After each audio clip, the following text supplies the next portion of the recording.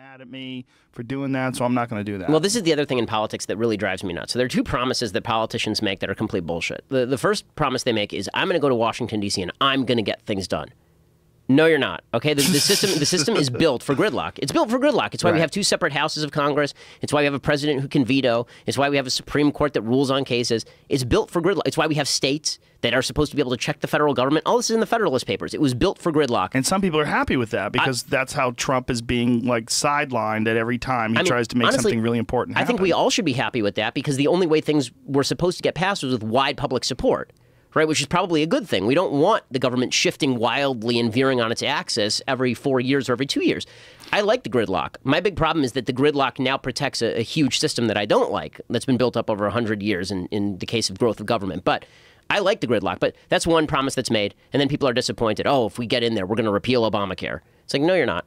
You're not. I mean, like, you can promise it, but now you're not going to do it because you were full of crap when you said it, and now you're not going to do it. And the gridlock is there, and it's hard to change things. You know, it takes a tremendous effort of will and electoral power to actually change things in a big way. So this idea, we'll elect Trump, and Trump would say, it's all going to be so easy. It's like, no, it's not. It wasn't easy for Obama. Obama passed Obamacare, and that was it for his presidency. He didn't do anything for the next 6 years. Right? Like, there were no major pieces of legislation. Nothing happened after that. He lost Congress, and that was it. Okay, so that's promise number one. The other promise is, your anger is justified. And this is the one I hate even more. And that is the idea that, you know, in regular life, when you have kids, I have kids, when your kid is angry, the first thing you have to teach your kid is maybe you're wrong to be angry sometimes. Right? Your anger is not justified. If you want to make good human beings, you have to determine whether they are right to be angry. Is your anger correct? Politicians are in the business of justifying people's anger. Oh, you heard this about the Trump voter a lot, right? They're so angry. They're so angry. Okay, well, I'm angry too about things, but are they angry about the right things? Right, like, and Trump would say, you're right to be angry because you've lost your job in Podunk, Ohio, because it's being stolen by the Chinese or by the Mexicans or something. And it's like, well, is that factually true, or are you just pandering to the anger? And on the left, you hear people say this to black folks in the inner city. It's the system that's keeping you down. It's a racist, white supremacist system that's keeping you down. Say, well, is that true, or are you just pandering to the voter? Because it's hard to tell people hard truths like you're not right to be angry, get off your ass and do something with your life. And this is true for regardless of race. You know, go out there. No one cares enough to stop you in your life. Your life is your own. No one in the United States cares about you, wants to stop you, wants to throw obstacles up in your own way. I'm not sure you can win an election on the basis of go live your own life, even though everyone keeps claiming they want to live their own life. I think most people are full of it. I think most people don't want to live their own life. They want a politician to tell them that all of their complaints about life being unfair are justified, and the politician's going to solve all that. We don't want people who stay out of our way. We want people to be mommy. And you know, that's a tempting proposition for politicians. Well, there's certainly a lot of that when you're talking to adults because you're dealing with people that have the momentum of all their failures in their life and all the different things that are not going right.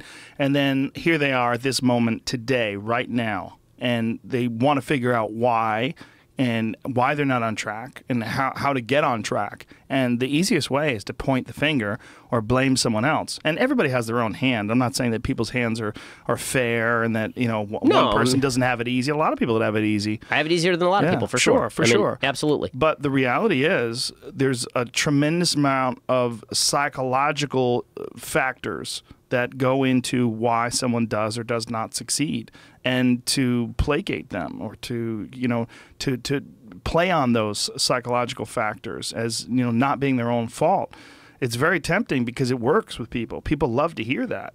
They love to hear that it's not your fault. Yep, and I think that's what politicians have become in the business of doing, and it's both right and left. It's people saying that it's not your fault because you're being screwed by some foreign country. It's not your fault because the immigrants are doing it to you. Yeah. It's not your fault. Well, maybe some of that's true, but you have to show me why it's true. You have to show me what the actual, like, did you lose your job because of China?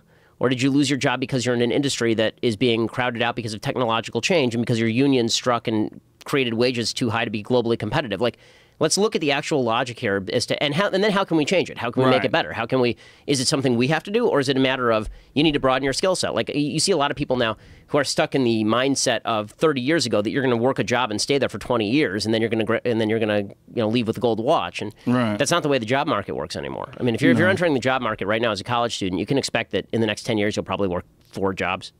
You know, like the turnover is too great, and you have to be constantly increasing your skill set. Also, with every new innovation, there's businesses that branch out and become new, and then there's also businesses that die, and there's no bringing them back. You're not going to bring back the printing press.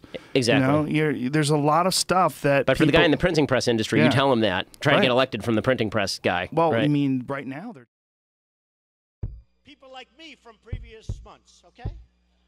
Total control. Bing, bing, bong, bong, bing, bing, bing, bing, bing, bong, bing, bing, bong. When Mexico sends its people